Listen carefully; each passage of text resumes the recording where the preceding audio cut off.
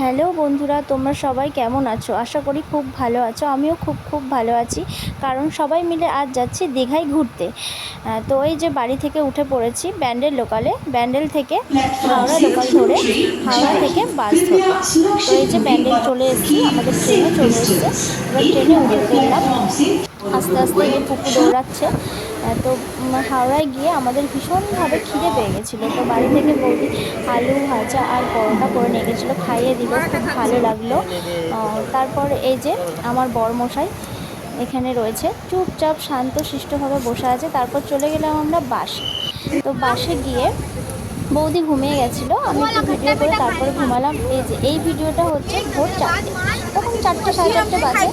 উঠে আমি আবার ভিডিও করতে লাগলাম। বাইরেটা দেখলাম খুবই সুন্দর লাগছে, চারিদিকে আলো আর কত বাস যাচ্ছে। বাসের স্লিপারে এই ফার্স্ট টাইম উঠে যাচ্ছি, ভীষণ মজা লাগলো। এর আগে গেছিলাম কিন্তু স্লিপারে যাইনি। তো দীঘায় পৌঁছে দেখা হচ্ছে পরের ভিডিও। টাটা।